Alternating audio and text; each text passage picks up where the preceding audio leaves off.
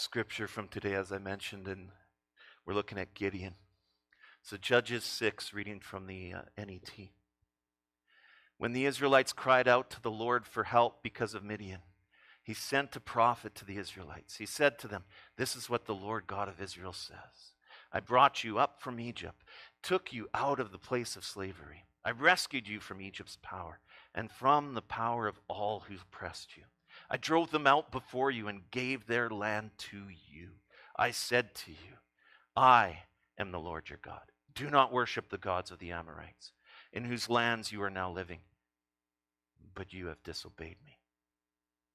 The Lord's angelic messenger came and sat down under the oak tree in Ophrah, owned by Joash the Abiezrite.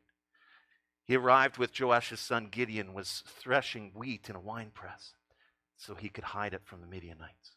The Lord's messenger appeared and said to him, "The Lord is with you, courageous warrior." Gideon said to him, "Pardon me? But if the Lord is with us, why has such disaster overtaken us? Where are all his miraculous deeds our ancestors told us about?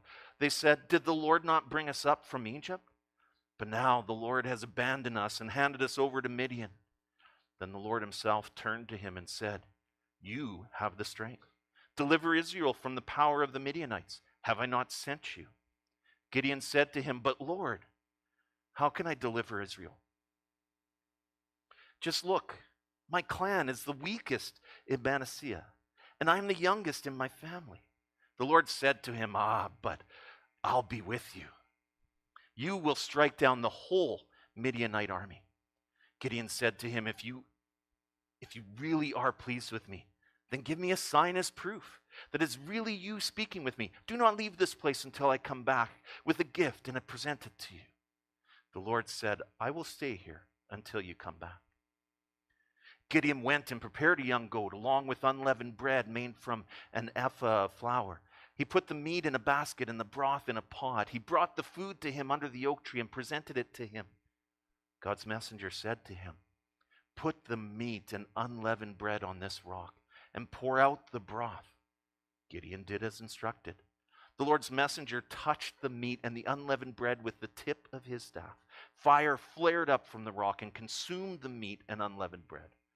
The Lord's messenger then disappeared. When Gideon realized that it was the Lord's messenger, he said, "Oh no, Master, Lord, I have seen the Lord's messenger face to face." The Lord said to him, "You are safe. Do not be afraid. You are not going to die." Gideon built an altar for the Lord there and named it, "The Lord is on friendly terms with me." To this day, it is still there in Ophrah of the Abiezrites. People have always loved stories, and there have always been great stories through the ages. You've probably heard of things like Homer's Iliad, and there's classic stories like, Romeo and Juliet. Those are classic stories. There's the stories that scare you. There's been the old stories like Frankenstein and Dracula and all those kinds of stories. There are the political stories. How many of you in high school or college had to read like 1984 or Brave New World? Anybody have to read those? A few of those. And some of you were smiling and some of you were grimacing. Oh yeah, I had to read that one. So all sorts of stories. There are, the fantasy stories, the Chronicles of Narnia and the Lord of the Rings series. We love those kind of stories. If you've ever listened to anything on the Bible Project, they describe the Bible as a unified story that leads to Jesus. But that unified story is actually comprised of hundreds of other stories. Some of them are extended that span generations and generations, centuries. Some are alluded to in just a verse or two. A few interesting ones. If you're ever reading through the story of David, at one point it describes his mighty men, and there's one of them named Shammah, and he defends a bean field, we're told. That's all we're told about it. He has his battle of the bean field. And then there's another guy named Benaiah, who it says he performed great exploits. He struck down 2 Moabites' mightiest warriors, and he also killed a lion in a pit on a snowy day. It's like, what's going on with that story? There's something interesting in there. If you grew up in Sunday school, you'll learn some of those great stories that are part of that unified story that leads to Jesus. If you've attended church, we sometimes open up some of those stories and you're familiar with them. If you've read through the entire Bible, you've read through some of those stories. But some stories, we give a lot more attention and a lot more airtime than others. So in the remaining weeks of summer, the messages are going to feature stories that sometimes can be overlooked or sometimes misunderstood. Some are very familiar, some aren't very familiar. So I want to shine the spotlight on some of these fascinating stories that help us to understand how God worked in the lives of the people in the past and how he continues to work today. And families, kids that are here, if you want to help us out and do some of the readings for those, let us know. I love that we include scripture reading in our service time. And if you'd like to be part of that and help with that, let us know and we'll help and involve you in some of those scripture readings. Just a little bit of teaser here. What we're doing, some of the stories that I have, I don't know if I've got them all in my head. We're doing Zacchaeus next week. We're doing a story from the life of Elisha. We're going to do a story about Judah, a story about Josiah, a story about Barnabas, and also a story about not a person, but a city or multiple cities, Babel and Babylon. And so anyway, those are some of the stories that we're going to be doing through the weeks. I may have missed one in there, I'm not sure. But today, as you know, as you've seen, if you've been listening in there, if you've read the update, we're doing the story of Gideon. Now, we read part of it. If you haven't read through that, read through. It is in Judges chapter 6 through chapter 8. Actually, it's fairly long. I'm going to summarize some of it this morning. We looked at some of it. We're going to shine the spotlight on some of that. If you're watching online and you're just checking in at this point, just press pause, read those chapters in Judges 6 through 8, and then check back in, and we will continue to go from there. Gideon, he's one of, actually, there's 4 judges that are listed in Hebrews 11, that Heroes of Faith chapter, and Gideon is one of those. The book of Judges, it begins with the death of Joshua, who had led the people in Israel into the promised land, and it describes Israel's total failure. That's what the book of Judges is about. It's a tale of moral corruption and bad leadership and how God's people became no different than the Canaanites around them, taking on their detestable practices, even idolatry and child sacrifice.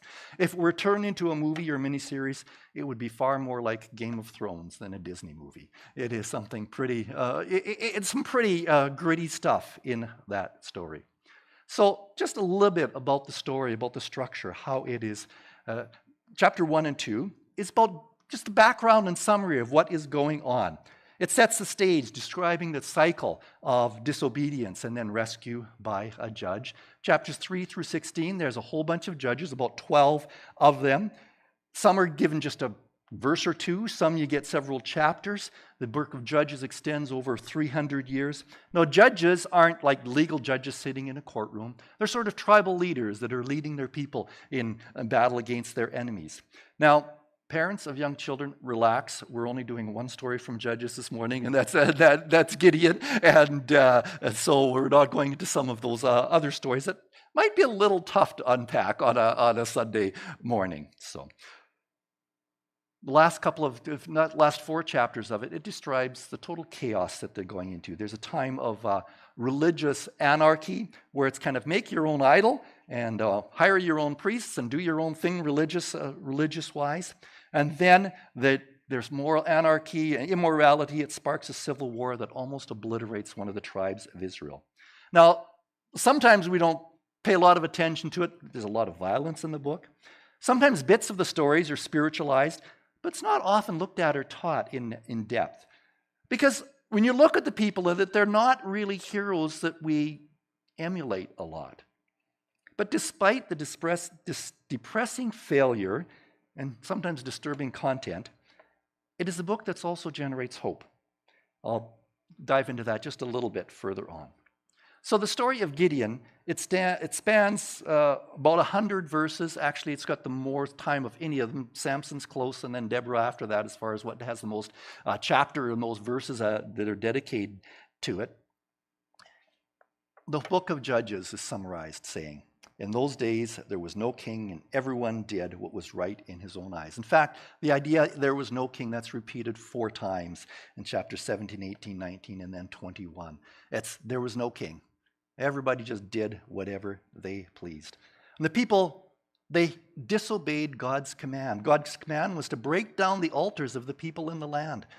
Those altars were a problem because the people, they mimicked their Canaanite neighbors around them and joined them in their idolatry.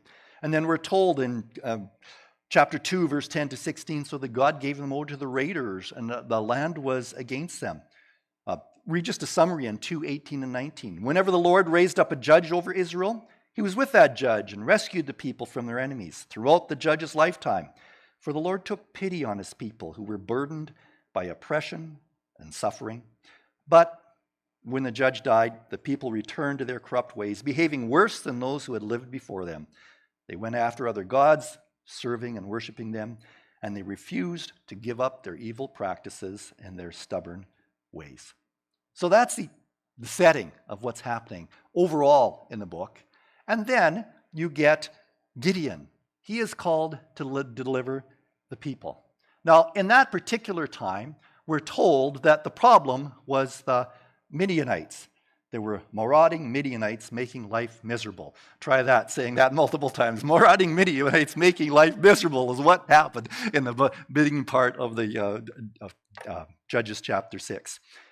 At verse 5, it says, they came up with their livestock and their tents like swarms of locusts. It was impossible to count them or the camels. They invaded the lands to ravish it. Midian was so impoverished, the Israelites, that they cried out to the Lord for help. You look at it, it said people were just hiding going to the mountains and hiding in fields. And whenever there was any crops, the Midianites would come and they'd steal everything that was there. So that's the context. And we're told that, we were read part of that story. Angel of the Lord appears, calls Gideon a mighty warrior. The Lord is with you. And Gideon, we read, he objects. We'll talk about that in a bit. Well, let's read that again. He says, if the Lord's with us, why has all this happened? Where are all the miracles of our ancestors told us about? Didn't they say the Lord brought us out of Egypt? But now the Lord has abandoned us and handed us over. It's your fault. Look at what's happening. Why aren't you doing something about it? That's kind of a typical human reaction when bad things happen. Lord, why are you doing this? It's your fault. Well, I haven't done anything wrong. And so we look at Gideon's family. We say, well, maybe let's take a look. What were you doing? But the angel tells Gideon to deliver Israel from the Midianites. And again, Gideon objects. He says, well, my clan is the weakest clan of Israel, and I'm the youngest. Like, what am I supposed to do? I can't do anything. And the angel assures Gideon of his presence. An angel assures him of success. A key verse for this, I think, is verse 14. The Lord himself turned to him and said, you have the strength. Deliver Israel from the power of the Midianites. Have I not sent you? So, Gideon, he obeys. Well, eventually he obeys. It takes him a little time to get there, doesn't it? He's instructed to destroy the foreign altars. That's what they were told to do decades and decades and hundreds and years before. And so Gideon, he asks for a sign. He goes off and he prepares this offering, and the angel incinerates the offering, touching it with the tip of his staff, and the whole thing burns up, and that angel of the Lord disappears. And then there's an ongoing conversation with the Lord after that. I'm not sure exactly if he's coming and going, or is this the angel of the Lord in a different iteration of the Lord appearing? We're not exactly sure. But the angel then tells Gideon to destroy the family Baal altar. Have you read that? The family Baal altar and an Asherah pole. So he feared the angel of the Lord when he disappeared, and he realized it actually was the Lord. And then he feared his family, so he completes the task. He does that at night. The destruction is discovered, and the mob of Israelites, they seek vengeance on it. And his father defends them. It's actually kind of cool the way what his father says. He says this, because the crowd is saying, well, who did this? And they find out it's Gideon, and they want him, they want to kill him for what he's done. But his father Joash, it said, he replied to the hostile crowd around him, are you going to plead Baal's case? Are you going to save him? Whoever fights for him shall be put to death by morning. If Baal is really a god, he can defend himself when someone breaks down his altar. So because Gideon broke down Baal's altar, they gave him the name Jerubbaal, saying, let Baal contend with him. So he gets a new nickname. He breaks down the altar. So he's starting to do what he is told to do. Now, some curious features in that, I alluded to it already. The family Baal altar. Not only had they said, I'm going to join my neighbors as they're doing their idolatry and worshiping these altars, I want one of those idols too. I want one of those Baal altars too. They had really just assimilated. They had taken on the culture of the people around them, unthinkingly. It was just part of what they did. And hey, we're going to have one of those altars too. It is funny in this book because, and I've titled this message, Mighty Warrior. Gideon is called a mighty warrior. But do you know the context? You see, where was he when he was called mighty warrior? He was threshing grain, but he was doing it in a wine press because he was scared of the Midianites around that were going to take the grain. So he's hiding. He's got this clandestine threshing operation going to be able to hide his grain from the Midianites. And so God says, mighty warrior. Well, look at that a little bit. And he said this, he has a complaint. Why all this trouble? And then the other thing when you read it in chapter 6 that I had never noticed before. I love it when I'm reading through scripture and say, never saw that before. 3 times it's mentioned that when he's to tear down that altar, he's supposed to do that using the second bull and then sacrifice the second bull. 3 times is the second. Now, we probably don't know exactly the context of how many bulls they had. Was that the only? Did they just have 2? I don't know what was happening, but 3 times it mentions the second bull. So some commentators, they talk about it a little bit, but they don't have a very good explanation either. They don't know why it's there, but it's good. So if you've got any ideas why it mentions that second bull, I'm open to be able to understand that part a little bit better. So then there's preparation for the battle. A massive force assembles. We're told that in 6:33. Soon afterwards, the armies of Midian, Amalek, and the people of the east formed an alliance against Israel and crossed the Jordan, camping in the valley of Jezreel. A little further in chapter 7, it's described this way. The armies of Midian and Amalek and the people of the east had settled in the valley like a swarm of locusts. Their camels were like grains of sand on the seashore, too many to count. That's twice in this episode that it says there's too many to count. It's just an overwhelming mass of enemies. And then the Spirit of God, we're told, empowers Gideon and he summons the army. So he says, yes, okay, I'm doing this. And he gathers a lot of people, sends out the word. And then after all that happens, the armies have assembled. He's called his army. Then you get the episode with the fleece. Now, when you know about Gideon, for how many is the fleece the most thing that you remember the most? Gideon's fleece, that's what you remember about. But the timing of it is interesting, isn't it? I'm going to talk about that a little bit later. After that, another thing, that story that we know about Gideon, then the army is thinned from over 30,000 people down to 10,000 people because it says, anybody that's scared, that theme of being scared goes through this. Anybody that's scared, go home. So 2/3 of them go home. And then God says, no, you still have too many people. And he thins it out by seeing how they drink at a stream. And why does he do that? Judges 7:2, the Lord said to Gideon, you have too many warriors with you. If I let all of you fight the Midianites, the Israelites will boast to me that they saved themselves by their own strength. Who's the mighty warrior? It's not Gideon. It's not those soldiers. Mighty warrior is someone else. That's what the story is telling us about. So, then, after all of that, then God says to him, if you are still afraid, he had the sign earlier, then he had the fleece twice. We'll talk about the fleece in a bit. And then God says, if you are still afraid, go listen in on what they're saying at the enemy camp. So he goes at the side of the camp and he eavesdrops on the camp and he hears someone talking about a dream. And it's a dream about a stale barley cake that comes rolling down and crashes into a Midianite tent and topples the tent. Dreams are kind of like that, aren't they? They're just kind of weird. So he's got this dream of this cake that whirls in but he hears the Midianite soldier saying, what the interpretation is that it must be the sword of Gideon. I'm curious, how did they know it was sword of Gideon? Had they heard about him, tearing down the idols? Did someone have a TikTok video that went viral and someone had spread that and then he knew, that must be Gideon. That's what's happening. No, I don't know how it was, but somehow the word had spread and there was a fear in them. That's what's happening in all of that. Then finally, you have the battle. They're finally ready. And then Gideon tells his people, get up, for the Lord is handing the Midianite army over to you. Finally, he is convinced. And they're armed heavily with trumpets and torches that are sort of hidden in little pitchers. That's the other thing that gets in the Sunday school story because it makes an interesting little craft to get all this little thing going, right? So they surround the camp in 3 units, and then they have their campaign of shock and awe with trumpets and flashlights, and away they go.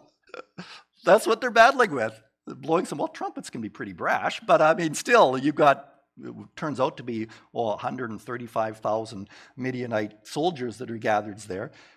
But this shock and awe, eventually he's convinced, he leads this attack that is largely making a lot of noise and scaring away the Midianites. This mighty warrior, his strategy consists of sneaking up on the enemy and shouting, "Boo!" so forcefully that they run away. The point is not that Gideon is a mighty warrior, but that God is a mighty warrior. He is more than capable of defeating the enemy that's harassed them for decades. So when they're all frightened, they get confused and they start attacking one another.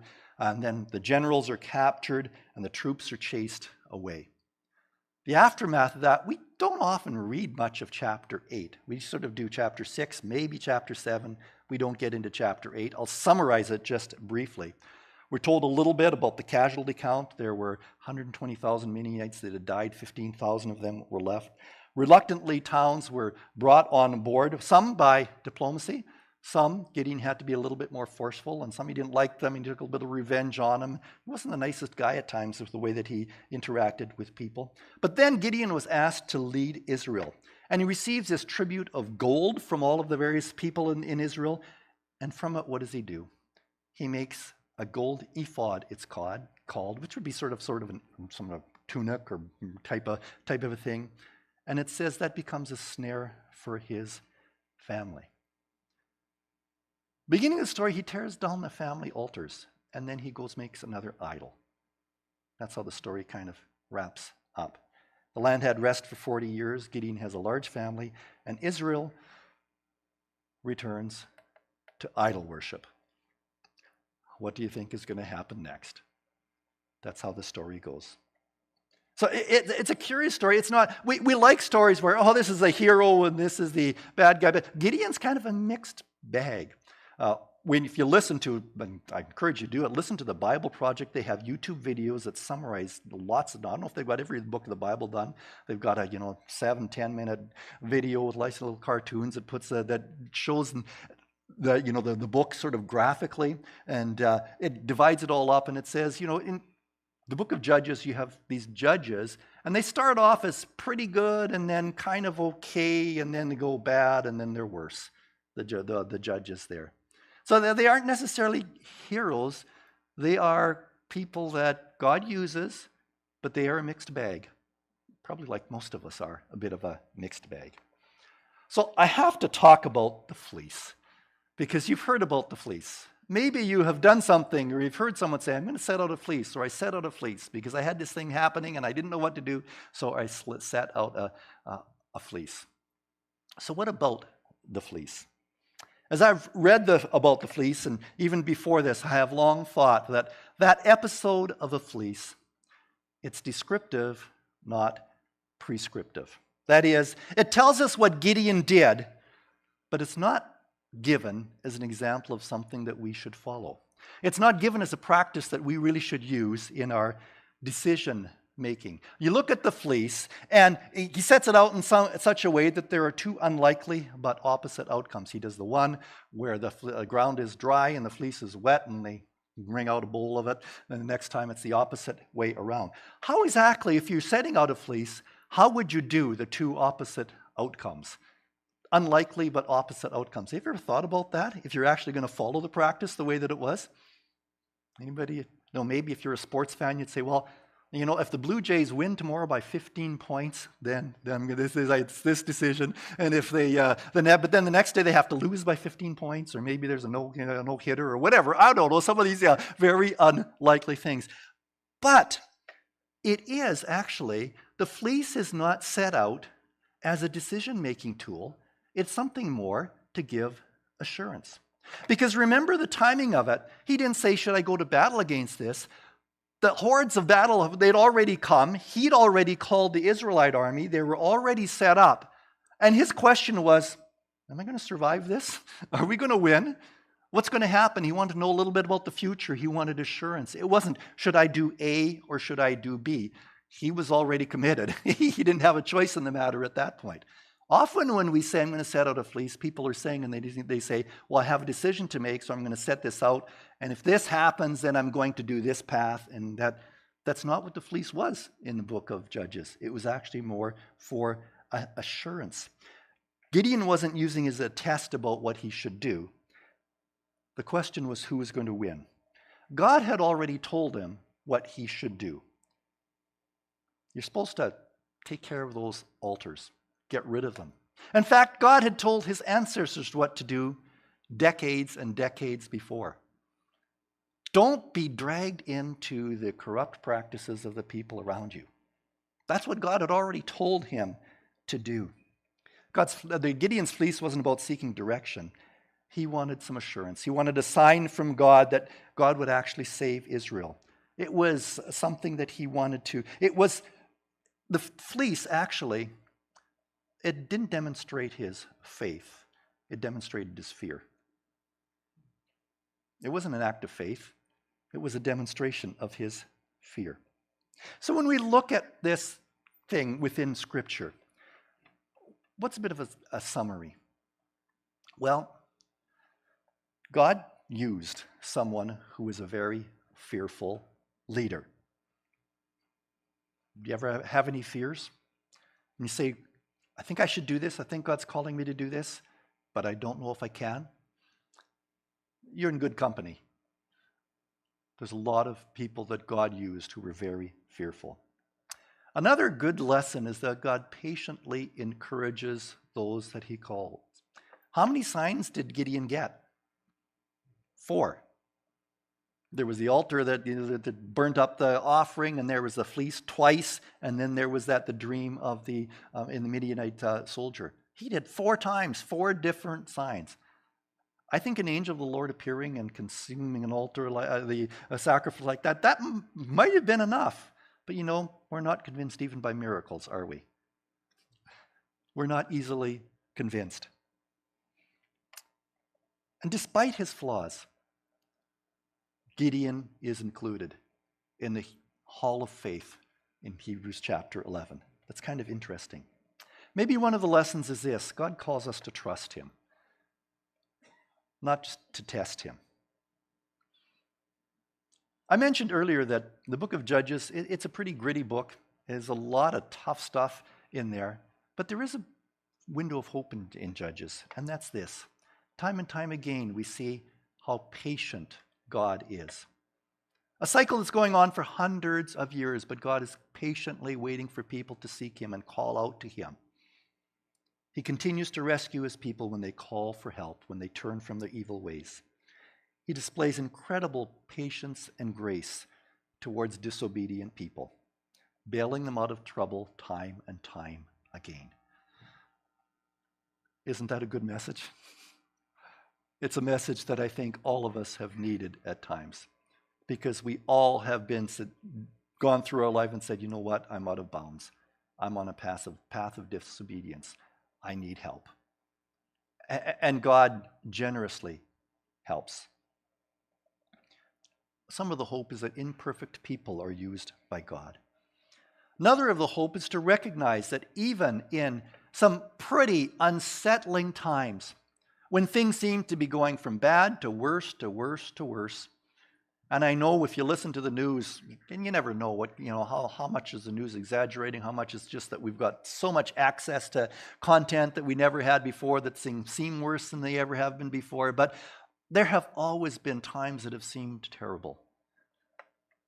But God is still at work. God is still in control. Things aren't out of control. God is still using things for his sovereign purposes, and God is still drawing people to himself. But most of all, the hope from it in this story is that God is the one who is the mighty warrior. So when you're looking at the story of Gideon, what's the key lesson from it? Jesus calls us to follow him. And despite our fears, he patiently helps us to answer his call. despite our fears. What's easy to miss in this story is that Gideon wasn't being asked to do something novel. He was asked to follow the commandment that God had given to his people. The first command, you shall have no other gods before me. That's what he was asked to do.